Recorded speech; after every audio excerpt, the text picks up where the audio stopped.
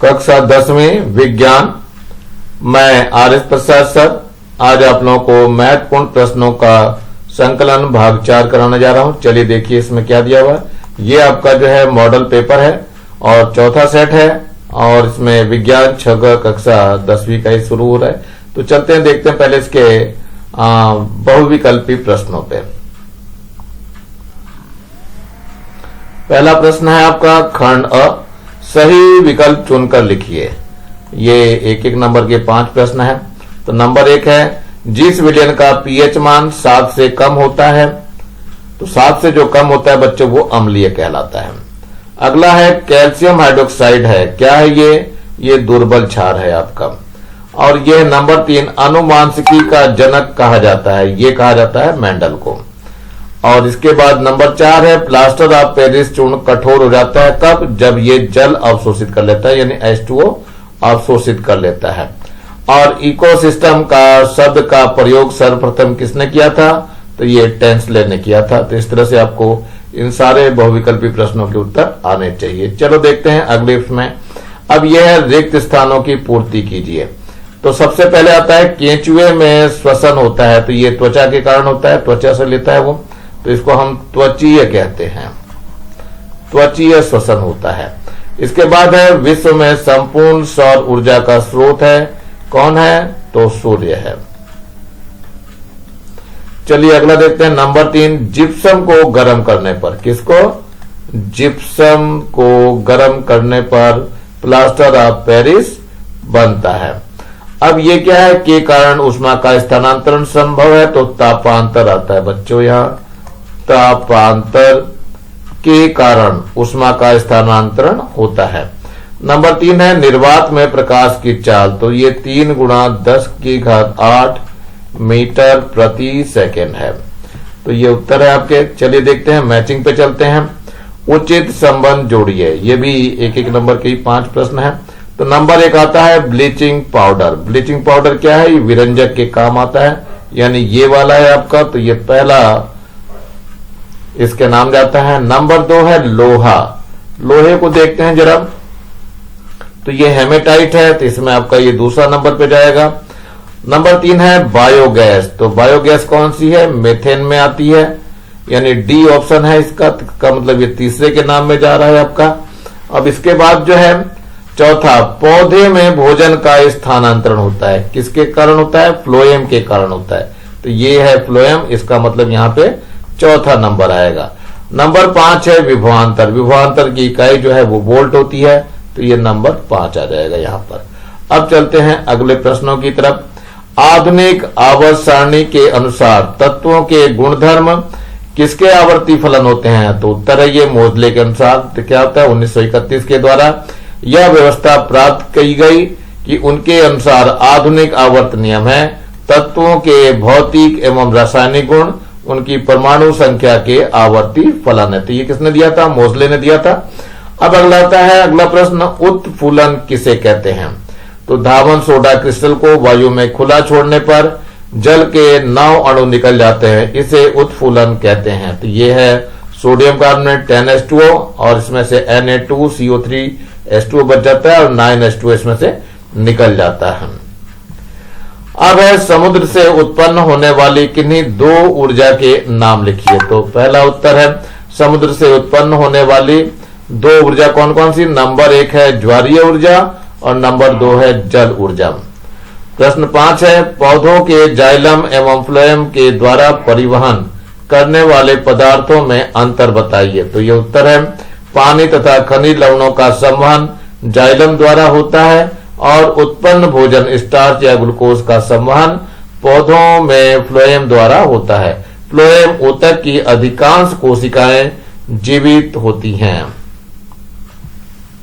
जैव भार से क्या समझते हैं, तो ये उत्तर है किसी जीव का कुल जैविक पदार्थ जैव भार या बायोमास कहलाता है। सेल्सियस तापमापी का चित्र बना करके निम्नलिखित उच्चतम व बिंदु को दर्शाकर लिखिए। तो ये उत्तर है बच्चों, सेल्सियस में उच्चतम बिंदु 100 डिग्री सी होता है और निम्नतम जो होता है वो 0 डिग्री सी होता है। बीच में 100 भाग होते हैं और जो व्यक्ति का जो ताप होता है साधारण ताप वो 37 डिग्री सी है, यानी स्वस्थ मनुष्य का ताप 37 डिग्री सी होता है। चलिए स्नेल का नियम क्या है इसको भी जान लेते हैं। यदि प्रकाश किरण एक वर्णी हो तो किन्हीं भी दो माध्यमों के लिए आपतन कोण की ज्या आई यानी साइन आई और अपवर्तन कोण की ज्या यानी साइन आर में एक अनुपात होता है और यही स्नेल का नियम है। तो ये है म्यू बराबर साइन आई बटे साइन आर, जहां आई क्या है आपतन कोण है और आर क्या है अपवर्तन कोण है। फ्लेमिंग का बाएं हाथ का नियम लिखिए। ये क्या है बाएं हाथ के नियम में देखते हैं जरा उत्तर। ये आपका ये अंगूठा दिखाई दे रहा है, ये बल की दिशा को दर्शा रहा है और ये उंगली जो है ये चुंबकीय क्षेत्र को दर्शा रही है और ये मध्यमा जो है वो धारा की दिशा को दर्शा रही और यही फ्लेमिंग के बाएं हाथ का नियम है। इसको लिखेंगे कैसे? फ्लेमिंग ने बाएं हाथ का नियम दिया। इस नियम के अनुसार बाएं हाथ की तर्जनी, मध्यमा और अंगूठा को इस प्रकार फैलाएं कि ये तीनों एक दूसरे से परस्पर लंबवत हों। यदि तर्जनी चुंबकीय क्षेत्र की दिशा मध्य धारा की दिशा को प्रदर्शित करे तो अंगूठा चालक पर लगने वाले बल की दिशा बताएगा। प्रभावी एवं अप्रभावी लक्षण से क्या समझते हैं? ये उत्तर है इसका। प्रभावी लक्षण देखिए, संकरण के पश्चात प्रथम पीढ़ी में जो लक्षण दिखाई देते हैं उसे प्रभावी लक्षण कहते हैं। अप्रभावी लक्षण देखो क्या है, संकरण के पश्चात प्रथम पीढ़ी में जो लक्षण दिखाई नहीं देते उसे अप्रभावी लक्षण कहते हैं। अगला प्रश्न है, आधुनिक आवर्त नियम में समूह में ऊपर से नीचे जाने पर, बाएं से दाएं जाने पर निम्नलिखित गुणों में किस प्रकार परिवर्तन होता है? पहले है संयुक्ता, फिर परमाणु आकार और फिर आयनन विभव और विद्युत ऋणात्मकता। तो सबसे पहले चलते हैं संयोजकता पे। आवर्त सारणी के दूसरे आवर्त में हाइड्रोजन के सापेक्ष तत्वों की संयोजकता 1 से 4 तक बढ़ती है और फिर 0 तक घटती है।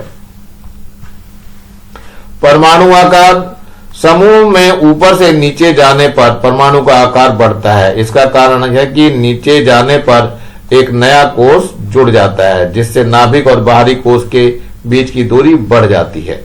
जैसे सोडियम की तुलना में पोटेशियम का आकार बड़ा होता है। दूसरा है, आवर्त में बाएं से दाईं ओर जाने पर परमाणु त्रिज्या घटती है। नाभिक में आवेश बढ़ने पर नाभिक इलेक्ट्रॉनों को ज्यादा आकर्षित करता है जिससे परमाणु का आकार घटता जाता है। जैसे मैग्नीशियम का आकार क्लोरीन से बड़ा होता है। आयनन विभव, वर्ग में ऊपर से नीचे आने पर परमाणु त्रिज्या क्रमशः बढ़ने के कारण आयनन विभव के मान में कमी होती है। आवर्त में बाएं से दाएं जाने पर आयनन विभव का मान बढ़ता है क्योंकि परमाणु संख्या बढ़ने के साथ साथ नाभिकीय आकर्षण बढ़ता जाता है। अगला है विद्युत ऋणता। अब क्या है, विद्युत ऋणता का मान वर्ग में नीचे आने पर कम हो जाता है। आवर्त में दाईं ओर जाने पर मान में वृद्धि होती है।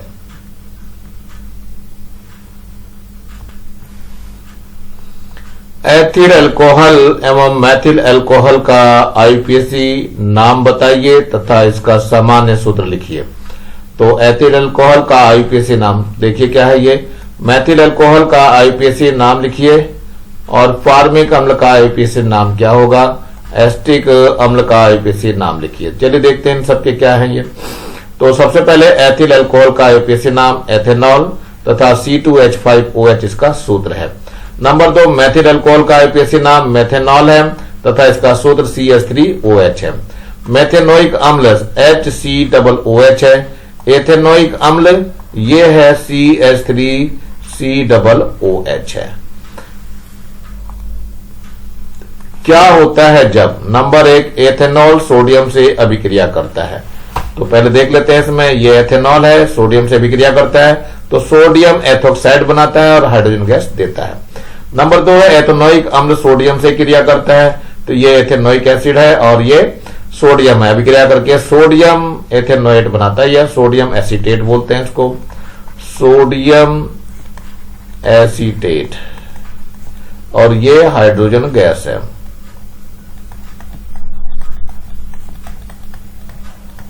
हाइड्रोजन गैस बनाता है। चलिए आगे देखते हैं जरा। यह है अल्कोहल के साथ अभिक्रिया, यानी जब एल्केनोइक अम्ल शांत सल्फ्यूरिक अम्ल की उपस्थिति में अल्कोहल के साथ गर्म करने पर क्रिया करता है तो विशिष्ट भीनी गंध वाला एस्टर बनता है। इस रासायनिक क्रिया को एस्टरीकरण कहते हैं। तो ये है एथेनोइक अम्ल और ये है एथेनॉल। जब सांद्र सल्फ्यूरिक अम्ल के साथ करता है तो यहां से जल का अणु निकल जाता है। ये H और ये OH जो है यहां से अलग कर दिया जाता है और दोनों जुड़ जाते हैं तो ये आपका CH3 COO C2H5 और जल का अणु हो जाता है। इसको एस्टर कहते हैं और इसका नाम है एथिल एसीटेट। इसका नाम है एथिल एसीटेट। यह है अल्कोहल को सांद्र सल्फ्यूरिक अम्ल की उपस्थिति में 443 के पे गर्म करने से OH और समीपस्थ कार्बन का हाइड्रोजन जुड़कर पानी बनाकर अलग हो जाते हैं। इस तरह अल्कोहल के निर्जलीकरण से एल्कीन बनता है। तो ये आपका अल्कोहल है, एथिल अल्कोहल यानी कि एथेनॉल है। ये इसको हम क्या बोलते हैं, अल्कोहल यानी कि एथेनॉल कह दीजिए या एथिल अल्कोहल। ये है एथिल अल्कोहल। इसको जब गर्म करते हैं तो यहां से जल का अणु निकल जाता है और ये सांद्र H2SO4 है और टेम्परेचर जो होता है 170 डिग्री C होता है। तो ये एथीन बनती है और जल का अणु इसमें से पृथक हो जाता है। अगला है एक ही जाति व एक ही जनक में समानता व विभिन्नता क्यों पाई जाती है।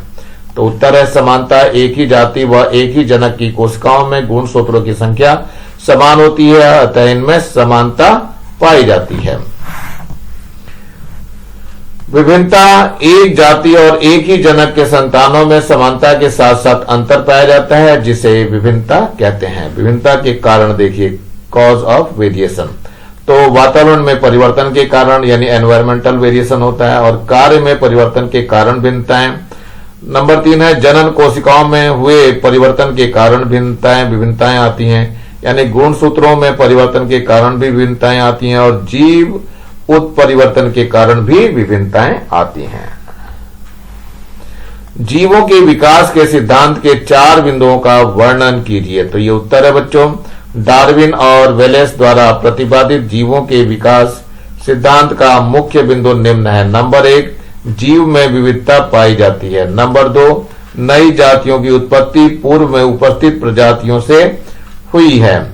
नंबर 3 है जीव की उत्पत्ति एक समान पूर्वज से हुई है, अर्थात सभी जीवों के पूर्वज एक ही थे। नंबर 4, जीवों में पाई जाने वाली विभिन्नताएं अनुवांशिकी होती हैं, अर्थात एक पीढ़ी से दूसरी पीढ़ी में जाती हैं। नंबर 5, प्रजातियों की आबादी में बदलाव होता रहता है जिससे जीवों का विकास चलता रहता है। एक तंत्रिका कोशिका की संरचना यानी किसकी नामांकित चित्र को बनाइए। तो ये उत्तर है आपका। ये इसमें तंत्रिका कोशिका दिखाई हुई है बना करके। इसमें ये पेशी है और ये क्या है, नाभिक है जो यहाँ दिखाई दे रहा है और ये माइलिन शीथ है और ये क्या चीज है, ये साइटोन है जो यहाँ दिखाई दे रहा है आपको और ये एक्सॉन है यानी तंत्रिका अक्षय और ये क्या है, निसिल्स कण है यहाँ पे जो आपको ये दिखाई दे रहे हैं पॉइंट पॉइंट से बने हुए और ये क्या है, ये डेंड्राइट है ये वाला। मानव के शरीर में होने वाली किसी प्रतिवर्ती क्रिया का नामांकित चित्र बनाइए। तो ये आपका प्रतिवर्ती यानी कि क्रिया दिखाई गई है, गर्म के उद्दीपन के प्रति प्रतिक्रिया है। तो ये गर्म पानी है यहाँ पे दिखाई दे रहा है आपको। ये यहाँ पे क्या है, त्वचा के संवेदी अंग है और पेशीय ऊतक है और प्रेरक तांत्रिका है और ये संवेदी तांत्रिका है। ये सीधे मेरी रज्जु को पहुंचा देती है जहां से क्रिया प्रतिक्रिया चालू होती है, प्रतिवर्ती प्रतिक्रिया चालू हो जाती है। अगला है आपका निम्न का कारण बताना है आपको। नंबर 1 है तालाब में स्थित मछली वही नहीं होती जहां दिखाई देती है, क्यों? और पानी में वायु का बुलबुला चमकता दिखता है क्यों? तो उत्तर देना है। पहले का उत्तर देखते हैं। मान लो एक मछली जल में स्थित है, उसे एक प्रेक्षक विरल माध्यम वायु से देख रहा है। मछली पी से चलने वाली किरण PQ पृथककारी पृष्ठ के बिंदु Q पर आपतित होती है और अपवर्तन के पश्चात अभिलंब MN से दूर हट जाती है। अब QR दिशा में चली जाती है, जैसा कि यहाँ चित्र में दिखाई दे रहा है आपको, ये दिखाई दे रहा है यहाँ पे। तो मछली से दूर किरण PQ लंबवत आपतित होती है, अतः बिना विचलन के सीधे OL दिशा में चली जाती है। अपरिवर्तित QR और OL को पीछे की ओर बढ़ाने पर P' मछली P का आभासी प्रतिबिंब होगा। अतः सघन माध्यम जल में स्थित मछली को विरल माध्यम वायु से देखने पर वास्तविक स्थिति से कुछ ऊपर उठी हुई दिखाई देती है। यहां पे दिखाई दे रही है पी पे थी तो पी डैश पे पहुंच जाती है। इसका कारण ये अपवर्तन होता है। अपवर्तन के कारण ये प्रकाश किरण जा रही है, अविलंब से दूर हट गई है, जिसके कारण ये यहां पे दिखाई दे रही है। अगला है, जब वायु यानी हवा के बुलबुले जल के भीतर बनते हैं तो वे चमकते लगते हैं, क्योंकि जब प्रकाश की किरणें सघन माध्यम से हवा विरल माध्यम में प्रवेश करती हैं तो किरणें क्रांति कोण से अधिक कोण पर वायु के धरातल पर आपतित होती हैं। वे सभी पूर्ण परावर्तित होकर हमारी आंखों तक पहुंचती हैं, जिससे जल के भीतर वायु के बुलबुले चमकते हुए दिखाई देते हैं। अगला है, रेगिस्तान में मरीचिका एक भ्रम है, क्यों? तो बच्चों ये बहुत अच्छा क्वेश्चन है और इम्पोर्टेंट क्वेश्चन है। रेगिस्तान में मरीचिका, मामा मारिच के नाम से फेमस है मरीचिका, ये यहीं से लिया हुआ है। तो रेगिस्तान में दिन के समय यात्रियों को कुछ दूरी पर जलाशय या झील दिखाई देती है। उसके आसपास के पेड़ के प्रतिबिंब ऐसे दिखाई देते हैं जैसे वे पानी के किनारे हों, किंतु वहां पहुंचने पर जलाशय या झील का नामो निशान नहीं होता है। इस दृष्टि भ्रम का या धोखा को मरीचिका कहते हैं। रेगिस्तान में दिन के समय सूर्य की गर्मी से रेत अत्यधिक गर्म हो जाते हैं, जिससे समीप की वायु परतें गर्म हो जाती हैं, जिसके कारण रेत के पास वाली वायु भी गर्म हो जाती है। इससे रेत के पास वायु परत का घनत्व बहुत कम हो जाता है और यह वायु परत विरल माध्यम की भांति व्यवहार करती है। गोलीय दर्पण की वक्रता, त्रिज्या तथा फोकस दूरी में संबंध लिखिए। तो ये उत्तर है बच्चों। फोकस दूरी पहले देख लीजिए। गोलीय दर्पण के ध्रुव और मुख्य फोकस के बीच की दूरी को फोकस दूरी कहते हैं। वक्रता त्रिज्या क्या होती है? दर्पण के ध्रुव से वक्रता केंद्र तक की दूरी को वक्रता त्रिज्या कहते हैं। संबंध क्या है दोनों में? दर्पण की फोकस दूरी वक्रता त्रिज्या की आधी होती है, यानी F बराबर R/2। ये F हो गया और ये R/2 हो गया, जहां R क्या है? वक्रता त्रिज्या और ये F क्या है? फोकस दूरी। एक विद्युत हीटर जिस पर 3 किलोवाट और 220 वोल्ट अंकित है, नीचे दिए गए प्रश्नों को ज्ञात कीजिए। सबसे पहले है विद्युत धारा 13.6 एम्पियर, फिर है हीटर द्वारा प्रतिरोध 16.17 ओम। है खर्च 1 किलोवाट के लिए 1.5 रुपए लगते हों और हीटर को 10 घंटे चलाया जाता है तो 45 रुपए। चलो देखिए, P बराबर है 3 kW, V बराबर है 220, तो I निकालते हैं P = IV से, तो I बराबर P/V हो जाता है। अब इसमें मान धर के कैलकुलेट करते हैं तो 3 गुना 1000 हो गया बटे 220, तो ये 13.6 एम्पियर आ जाता है उत्तर। अब R निकालना है तो V बराबर IR है, तो R का मान V/I हो जाएगा। V 220 है और I का मान 13.6 है, भाग देने पर ये 16.17 ओम आ जाता है। तो यही उत्तर है। खर्च कैसे करते हैं? शक्ति गुणा समय गुणा दर से, तो ये 3 गुणा 10 गुणा 1.5, तो ये 45 रुपए इसका आंसर हो जाएगा। एक घर में प्रतिदिन 40 वाट के 4 बल्ब 5 घंटे, 60 वाट के 2 बल्ब 6 घंटे, 80 वाट के 3 पंखे 6 घंटे चलते हैं, तो इस घर में एक महीने में कितना खर्च आएगा यदि 1 यूनिट का मूल्य 50 पैसे हो? तो ये बच्चों ये उत्तर है 44.4 रुपए आ रहा। चलो देखते हैं कैसे आता है। तो सबसे पहले है 40 वाट के 4 बल्ब 5 घंटे तक जलने पर एक महीने में खर्च ऊर्जा, विद्युत उपकरण की संख्या गुणा विद्युत उपकरण की शक्ति गुणा समय, दिनों की संख्या और बटे में 1000 आएगा। तो ये 4 है, 40 वाट है और 5 है और ये 30 है, बटे 1000 को गुणा भाग करने पे 24 किलोवाट या 24 किलोवाट घंटा, या इसको यूनिट बोलते हैं। अब आता है 60 वाट के 2 बल्ब 6 घंटे तक चलते हैं और एक माह में खर्च, तो ऊर्जा हो गया, ये है 2 बल्ब हैं 60 वाट के हैं 6 घंटे चलने और 30 दिन में निकाला जा रहा, तो ये आपका आ रहा 21.6 किलोवाट।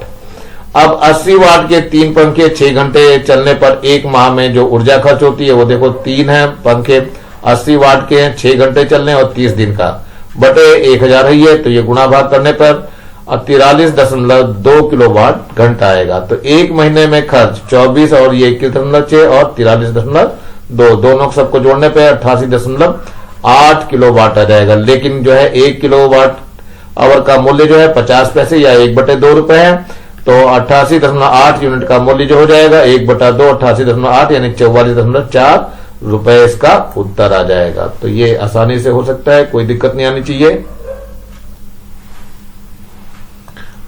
हेमेटाइट से लोहे का निष्कर्षण को निम्नलिखित पदों के आधार पर समझाइए। नंबर 1 है अपचयन का क्षेत्र, नंबर 2 धातुमल क्षेत्र, दहन तथा गलन क्षेत्र, वात्या भट्टी का चित्र।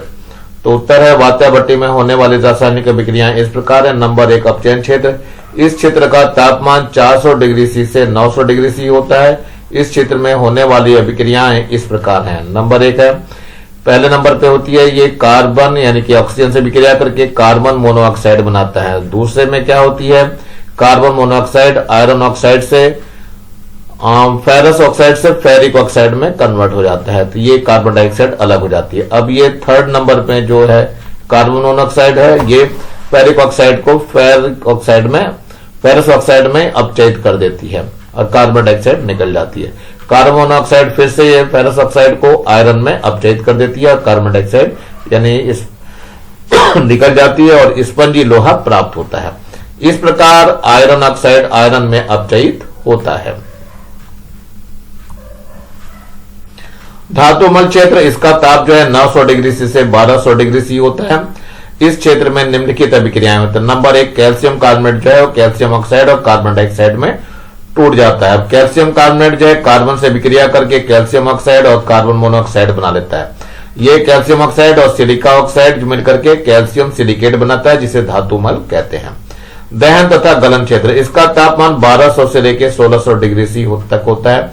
इस ताप पर स्पंजी आयरन पूर्ण रूप से पिघल जाता है और पिघला हुआ लोहा बचे हुए कार्बन से संतृप्त हो जाता है। धातुमल भारी होने के कारण नीचे एकत्रित हो जाता है, जिसमें कुछ मात्रा में सिलिकॉन, फास्फोरस तथा मैग्नीज की अशुद्धियां होती हैं। इसे कच्चा लोहा कहते हैं। ये आपका वात्या भाटी का चित्र है।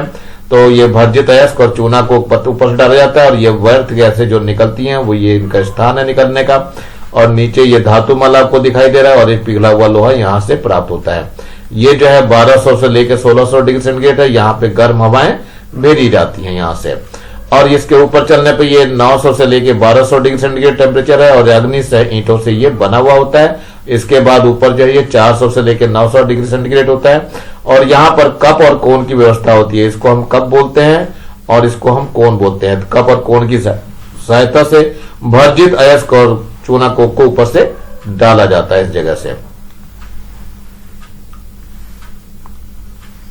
निम्नलिखित को समझाइए। नंबर 1 है अयस्क, नंबर 2 खनिज, 3 धातुमल, गालक, धातु कर्म और गैल्वेनाइजेशन। तो एक एक को देखते हैं जरा। पहले सबसे पहले आता है अयस्क।